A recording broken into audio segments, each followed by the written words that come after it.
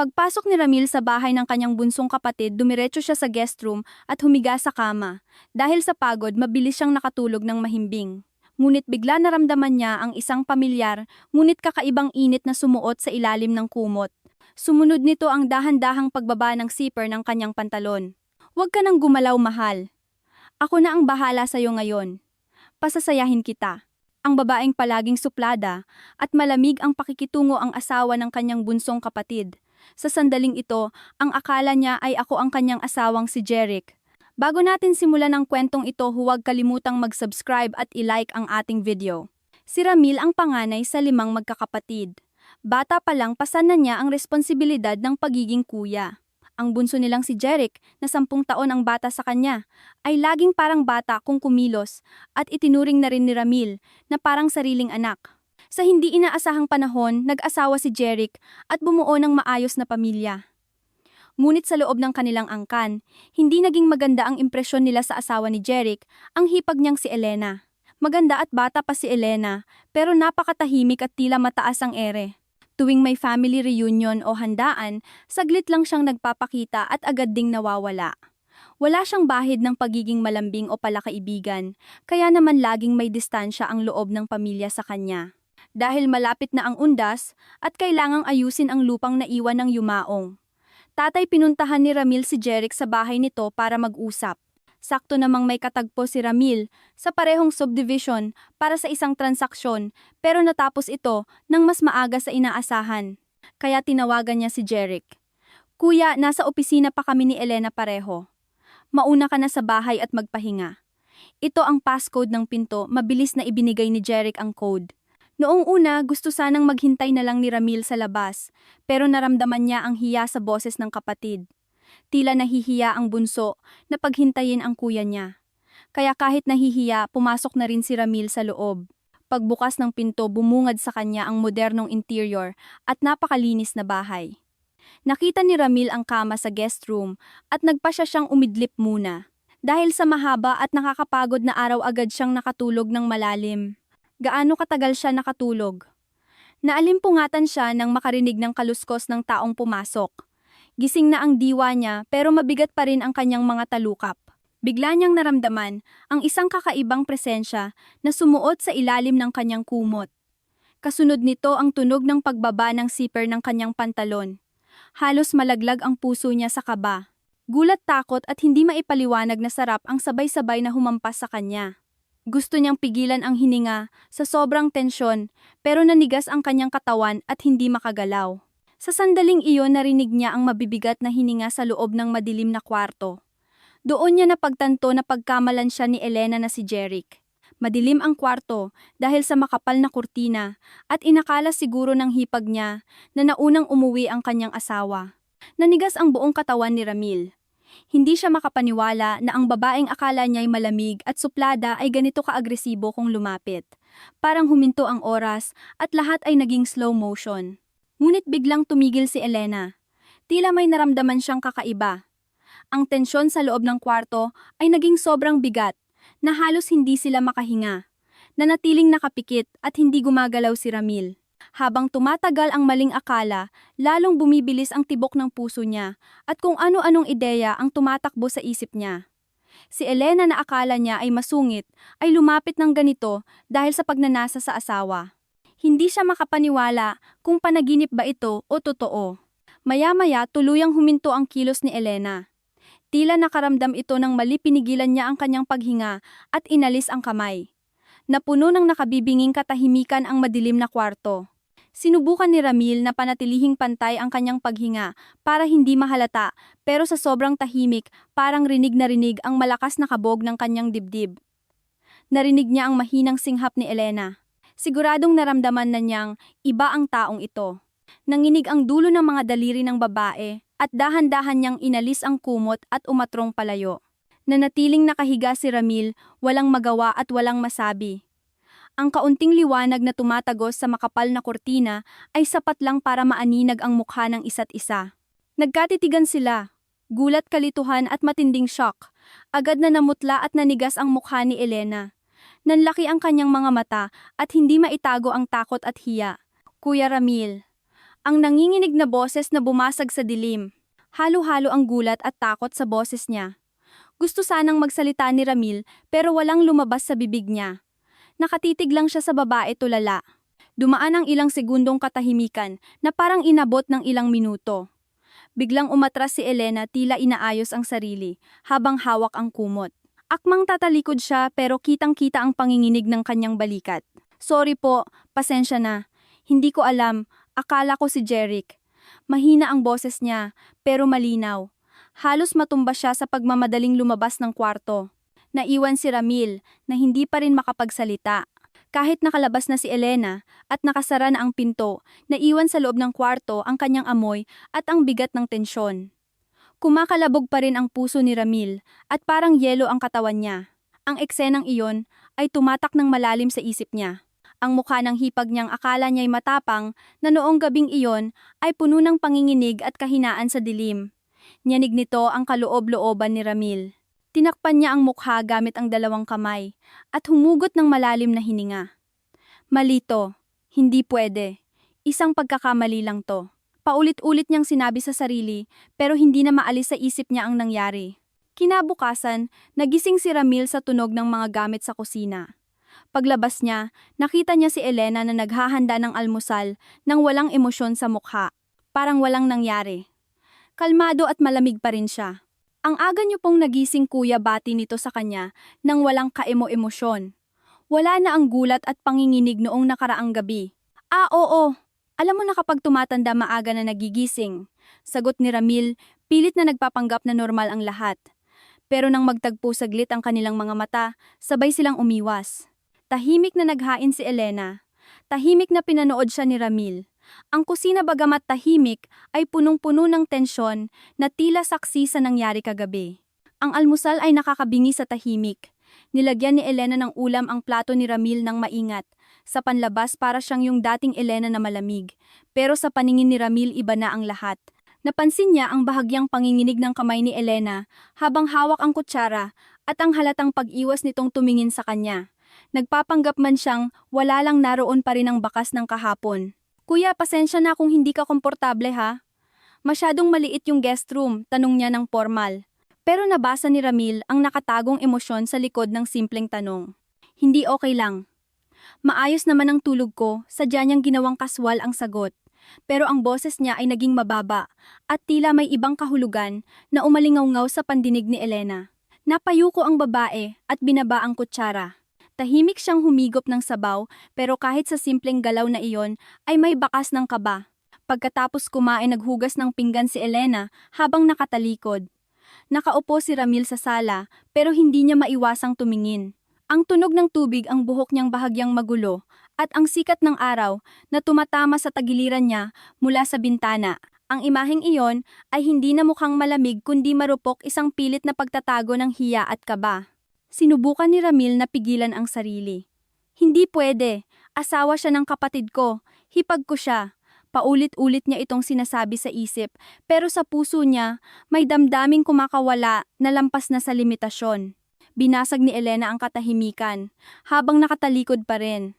Kalimutan na lang po natin ang nangyari kagabi. Iisipin ko na lang na walang nangyari. Kalmado ang boses pero may nginig sa dulo. Bumuntong hininga si Ramil bago sumagot. Sige, dapat lang. Pero sa maikling sagot na iyon, nakatago ang desperadong pagnanasa na nagsasabing hindi niya ito makakalimutan. Ilang araw ang lumipas nagtipon ang magkakapatid para pag-usapan ang lupa ni tatay. Kasama sina Jeric at Elena. Nagbibiruan ang ibang kapatid pero si Ramil ay balisa at magulo ang isip. Nakaupo si Elena na may pamilyar na malamig na ekspresyon, nakikipag-usap lang kapag kinakailangan. Pero hindi nakaligtas kay Ramil ang paminsan-minsang panginginig ng mata nito. Mula noong gabing iyon, hindi nawala lang ang bawat kilos ni Elena para sa kanya. Tuwing nagkakatinginan sila parang nauubusan ng hangin ang paligid sa tindi ng tensyon. Agad na nagiiwas ng tingin si Elena at nagkukunwaring walang pakialam pero ramdam ang kalituhan sa likod ng kanyang panlalamig. Nang mag-alisa ng ibang kapatid na iwan si Ramil sa labas at nagsindi ng sigarilyo. Sa usok ng yosi, mukha lang ni Elena ang nakikita niya. Sumisigaw ang utak niya na respetuhin ang hangganan, pero ang puso niya'y gustong bumalik sa sandaling iyon. Alam niyang nakahakbang na siya lampas sa linya. At sa kabila ng linyang iyon, hinihila siya ng isang bawal na pagnanasa.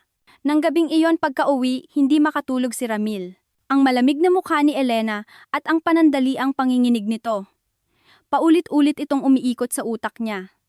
Pilit niyang tinatago, pero alam niyang natetemptasyon din si Elena. Hindi lang ako ang nakakaramdam nito. Ang kaisipang iyon ang lalong nagpaalab sa damdamin ni Ramil. Inamin niya sa sarili sa puso niya nagkasala na siya.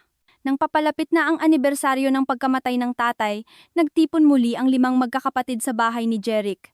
Kailangan nilang ayusin ang hatian at benta ng lupa. Bilang panganay dapat si Ramil ang namumuno, pero lutang siya buong meeting. Nasa isang sulok ng sala si Elena. Suplada pa rin ang dating tahimik. Halos hindi siya nagsasalita sa harap ng pamilya. Pero sa mata ni Ramil, kitang-kita ang panginginig sa likod ng maskara nito. Nagkakagulo ang mga kapatid sa usapan. Kuya, ibenta na lang natin yung lupa, tapos hati-hatiin na, sabi ng isa. Hindi mas maganda kung pauupahan para stable, sagot ng isa. Nagkakatuwaan at nagtatalo sila pero hindi makapokus si Ramil. Kusang bumabaling ang tingin niya kay Elena. Kunwari abala ito sa pagtitimpla ng kape at umiiwas tumingin, pero may mga pagkakataong nagtatagpo ang kanilang mga mata nang hindi sinasadya. Maikli matalim, pero hindi maiwasan. Sa bawat sandaling iyon, kumakabog ang dibdib ni Ramil. Patapos na ang meeting, nang yayain ng mga nakababatang kapatid na uminom sa labas. Nagmamadaling nag-ayos si Jeric at nagpaalam sa asawa. Hon, sasama muna ako kina kuya sa labas. Babalik din ako agad, hintayin mo ko. Sige, maikling sagot ni Elena. Malamig pa rin pero napansin ni Ramil na mas mababa ang tono ng boses nito kaysa dati. Hindi nakaligtas sa kanya ang munting detalye. Nang makaalis na ang lahat ng kapatid na iwan sa loob ng bahay sina Ramil at Elena, dalawa lang sila, katahimikan. Rinig lang ang pagliligpit ni Elena ng mga baso sa kusina. Nakaupo si Ramil sa sofa pero naninigas ang buong katawan sa kaba. Kuya, gusto mo pa ba ng tsaa? Tanong ni Elena habang nakatalikod. Sige, salamat, pilit na kalmadong sagot ni Ramil pero nanginginig ang boses. Lumapit si Elena, dala ang tasa. Nang iabot niya ito, nagdikit ang dulo ng kanilang mga daliri. Maikli at parang aksidente lang na pagdampi, pero sabay na lumundag ang puso nila. Nagkatitigan sila at parang huminto ang oras. Malamig pa rin ang tingin ni Elena, pero sa kaibuturan ng mga mata niya, may takot at kaguluhang nagtatago. Agad na iniwas ni Ramil ang tingin at binaba ang tasa. Pero magulo na ang isip niya. Nagkataon lang ba yon o nararamdaman din niya ang nararamdaman ko? Lumalim ang gabi at bago pa makabalik ang mga kapatid, wala nang nagsalita sa kanilang dalawa. Pero hindi iyon nakakailang nakatahimikan. May kuryenteng dumadaloy sa hangin na mas malakas pa kaysa sa anumang salita. Nang bumukas ang pinto at dumating si Jeric, mabilis na nag-ayos si Elena at umiwas ng tingin. Nagsindi naman ng yosi si Ramil na parang walang nangyari. Pero alam nilang pareho na papalapit na sila sa puntong wala nang balikan. Habang pauwi si Ramil noong gabing iyon, malamig ang simoy ng hangin, pero nagiinit ang kanyang pakiramdam. Sigurado siya. Gusto rin niya ako. Hindi lang ito imahinasyon, ang mga tingin ang panginginig. Higit sa lahat ang alaala ng gabing iyon, ang init ng katawan ni Elena. Malinaw ang lahat. Sinubukan niyang pigilan, pero nakatatak na ito sa puso niya. Tumingala siya sa langit at bumulong. Tama na. Hindi dapat. Pero may ngiti sa kanyang mga labi. Isang ngiting may halong guilt, pero may kasamang matinding pagnanasa na sana maulit iyon. Hindi pa tapos ang usapan sa lupa pero may direksyon na. Wala na sanang dahilan para magkita agad, pero gumawa ng dahilan si Ramil para pumunta ulit sa bahay ng bunso. Gusto niyang makausap si Elena, pero lumipas ang oras na walang nangyari. Paalis na sana si Ramil nang biglang makiusap si Jeric. Kuya, may meeting ako sa probinsya ngayong linggo. Kailangan kong umalis. Nag-aalala ako iwan si Elena mag-isa kasi first time kong mawawala ng matagal. Tutal may inaasikaso ka rin naman dito sa area. Pwede bang dito ka muna sa guest room ng ilang araw? Bumilis ang tibok ng puso ni Ramil. Tumango siya ng hindi namamalayan. Sige, ako na ang bahala. Wala namang problema, balak ko rin talagang maghanap ng matutuluyan malapit dito. Kalmado niyang sinabi. Pero sa loob-loob niya, sumasabog ang tuwa at kaba. Unang gabi ng pag-alis ni Jeric. Tahimik ang buong bahay. Naghanda ng hapunan si Elena, seryoso pa rin ang mukha. pero ramdam ang tensyon sa bawat galaw niya. Kuya, kain na po. Pasensya na kung simple lang maikling sabi niya, pero kahit ang simpleng salita ay parang hindi mapakali. Tahimik na kumain si Ramil habang pinagmamasdan siya. Nakaputing blusa si Elena, nakatali ang buhok. Simple lang pero sa paningin ni Ramil napakaganda nito. Pagkakain naghugas ng pinggan si Elena. Binuksan ni Ramil ang TV sa sala pero ang mga mata niya ay nakapako sa kusina. Maya-maya lumapit si Elena habang nagpupunas ng kamay. Kailan babalik si Jeric, tanong ni Ramil, kunwari walang pakialam. Sa makalawa pa po, maikling sagot ni Elena. Biglang bumigat ang hangin. 2 araw pa. Masyadong mahaba at delikadong panahon. Sa totoo lang, tapos na ang trabaho ni Ramil sa lugar na iyon. Nang gabing iyon, hindi makatulog si Ramil sa guest room. Paikot-ikot siya sa kama hanggang sa lumabas siya at umupo sa sala. Patay ang mga ilaw, tanging liwanag lang mula sa poste ng kuryente sa labas ang tumatanglaw sa loob. Biglang bumukas ang pinto ng master's bedroom. Lumabas si Elena nakasuot ng manipis na cardigan at kumuha ng tubig sa ref. Nagkatagpo ang kanilang mga mata. Huminto ang oras. Hindi ka makatulog, mahinang tanong ni Elena. Oo eh. Pabiling-biling lang ako, sagot ni Ramil. Kalmado pero kumakabog ang dibdib. Uminom ng tubig si Elena at binaba ang baso. Tumingin siya sa labas ng bintana sa madilim na kalsada. Ang side profile niya ay napakaganda at parang ang layo-layo. Hindi na nakapagpigil si Ramil. Mula noong gabing iyon. Hindi na ako mapakali. Bahagyang nanginig ang balikat ni Elena.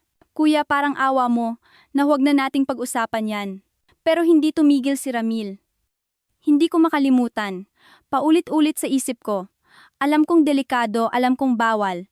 Pero pumikit si Elena at bumuntong hininga ng malalim. Kuya, hindi tama to. Sinusubukan ko ring kalimutan. Sinusubukan kong mamuhay na parang walang nangyari. Ang linyang iyon ay pag-amin na rin na hindi rin niya makalimutan. Parang gumuho ang mundo ni Ramil. Balot ng katahimikan ang sala pero hindi ito malamig. Rinig nila ang paghinga ng isa't isa. Dahan-dahang lumapit si Ramil. Hindi umatras si Elena. Nakikita sa mga mata nito ang pagtatalo ng isip at puso. Pero sa huli, hindi siya umiwas. Sinalubong niya ang tingin ni Ramil nang may panginginig. Isang maikli, mainit at delikadong sandali ang pumuno sa sala. Sa ilalim ng madilim na ilaw, hindi na sila magbayaw. Lumampas na sila sa limitasyon ng pamilya. Malalim na ang gabi. Tahimik ang bahay. Ang liwanag mula sa labas ay nagbibigay ng anino sa sahig. Nagtitigan sina Ramil at Elena. Walang nagsasalita, pero ang mga mata nila ay punong-puno ng salita, takot, pag-aalinlangan at matinding pagnanasa. Kuya! Bulong ni Elena. Huminto siya. Alam niyang kapag tinuloy niya wala nang bawian. Inabot ni Ramil ang kamay niya. Nanigas sandali si Elena, huminga ng malalim pero hindi siya umatras. Sa halip pumikit siya at hinayaan ang hawak ni Ramil. Bumagal ang oras. Ang 2 taong tumawid sa pader ng bawal ay hindi na napigilan ang damdamin. Lumapit ang kanilang mga mukha, ramdam ang hininga ng isa't isa. At sa wakas nagdikit ang kanilang mga labi. Noong una maingat at mabilis. Pero biglang sumabog ang matagal nang pinipigil na emosyon. Naging mapusok ang halik at mahigpit nilang niyakap ang isa't isa. Napahawak si Elena sa balikat ni Ramil. Ang panginginig ng kamay niya ay hindi pagtanggi kundi pagnanais. Malito! Bulong ni Elena pero walang lakas ang boses niya. Hindi ito pagpigil kundi pagsuko na huli na ang lahat. Alam ko, bulong din ni Ramil. Alam ko rin, pero hindi ko na kaya. Sa halip na sa kwarto ng mag-asawa, dumiretso sila sa guest room. Pagkasara ng pinto, lalong uminit ang paligid. Ang mga pagnanasang matagal nang nakakulong ay sabay-sabay na kumawala. Sa ilalim ng malamlam na ilaw na tumatagos sa kurtina, nagsama ang kanilang mga anino. Wala ng pamilya, wala ng batas. Sa bawat hininga nawala ang dating malamig na mata ni Elena at napalitan ng init. Hindi na siya ang masungit na hipag. Isa na siyang babae na nagnanais kay Ramil. Kuya, Ramil. Ang pagbanggit niya sa pangalan ni Ramil ang tuluyang nagpawala sa huling hibla ng pagpipigil. Niyakap siya ng mahigpit ni Ramil. Ang gabing iyon ay naging saksi sa kanilang pagnanasa na parang matagal na nilang hinihintay. Nang matapos ang lahat at tumahimik ang paligid, sumandal si Elena sa dibdib ni Ramil at bumuntong hininga. Napakalaking kasalanan nito. Nanginginig ang boses niya, pero kakaiba, wala kang maririnig na pagsisisi. Hinaplos ni Ramil ang buhok niya. Oo, malaking gulo to. Pero, masaya ako. Alam nilang pareho hindi kailanman matatanggap ang relasyong ito. Pero alam din nilang hindi na sila makakabalik sa dati. Ang gabing ito ay nag-iwan ng permanenteng marka. Gumuho na ang pader at nagsimula na ang isang delikadong laro. Kinaumagahan tahimik ang kwarto. Ang sinag ng araw ay tumama sa magkatabing katawan. Nagmulat si Ramil. Mahimbing na natutulog si Elena sa tabi niya. Ang babaeng akala niya'y laging mataray ay payapang natutulog, walang maskara nakasandal sa kanya. Hinaplos ni Ramil ang buhok nito. Mali ito. Sobrang mali. Pero gusto pa niyang maulit ito. Nang magising sila, parang may usapan na silang magpanggap na walang nangyari. Naghanda ng almusal, maikling batian, seryosong mukha. Mukhang normal ang lahat pero iba na ang hangin sa pagitan nila. Umiiwas ng tingin si Elena at tipid sumagot. Pero sa likod ng pilit na pagiging normal alam ni Ramil na hindi rin makalimot si Elena. Gabi bago umuwi si Jeric silang dalawa lang ulit sa sala. Naka-on ang TV sa balita pero walang nanonood. Nagsindi ng yosi si Ramil at pinatay din agad. Magulo ang isip niya. Kuya. Basag ni Elena sa katahimikan. Iba ang boses niya ngayon. Hindi malamig. Maingat nanginginig at parang naghahanap ng kakampi. Makakalimutan mo ba ang nangyari? Tanong niya ng diretso pero punong-puno ng emosyon. Guilt, takot at pagnanasa. Umiling si Ramil. Hindi.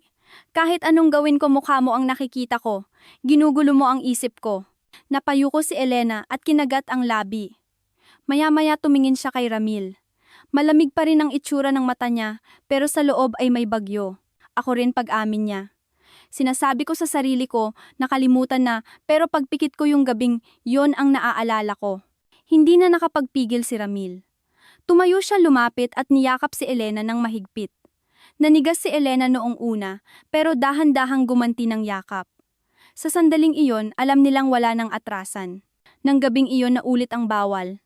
Pero ngayon, hindi na lang basta pagnanasa.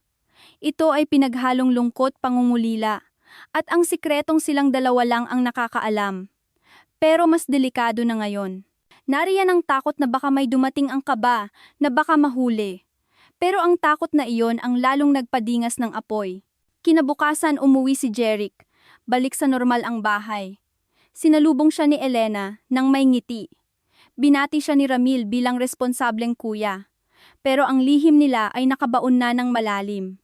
Kahit sa hapagkainan ang simpleng tinginan ay nagpapaalala ng init ng nakaraang gabi. Hindi ito magtatagal, sabi ni Ramil sa sarili. Pero hindi ko pa kayang itigil.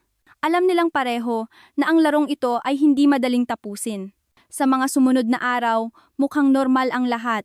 Sa mga family gathering, suplada pa rin si Elena at seryoso pa rin si Ramil. Pero sa ilalim ng lahat ng iyon, nag-uumapaw ang tensyon. Ang pasimpleng dampi ng balat ang mga tingin ng nakaw. Bawat segundo, kumakabog ang dibdib nila. Isang gabi nakaupo si Jeric sa sofa habang umiinom ng beer. Kuya, salamat sa pagbabantay sa bahay noong nakaraan ha. Panatag ang loob ko na may kasama si Elena. Natigilan si Ramil bago ngumiti. Wala yon, basta ikaw, buti nga hindi naiilang si Elena sa akin. Pero nakita ni Ramil sa gilid ng mata niya na nanginig ang kamay ni Elena na nakaupo sa tabi. Ilang araw ang lumipas, may muntik nang mangyari. Gabi na umuwi si Jeric. Dumaan si Ramil para maghapunan. Silang dalawa lang ni Elena sa mesa. Mabigat ang hangin. Biglang tumunog ang door lock. Maagang umuwi si Jeric. Nanigas silang dalawa. Halos mabitawan ni Elena ang chopstick sa panginginig ng kamay. Pero mabilis siyang kumalma. Oh, kuya, andito ka pala. Hindi ko alam, bati ni Jeric nang nakangiti. Pero napansin ni Ramil ang bahagyang pagdududa sa mata ng kapatid. Nang gabing iyon sa kwarto nila, tinanong ni Jeric ang asawa. Madalas yata bumisita si kuya ngayon. Hindi ka ba naiilang? Kalmadong sumagot si Elena. Bakit ako maiilang? Mas okay nga na andito siya nakakapanatag. Tumahimik si Jeric.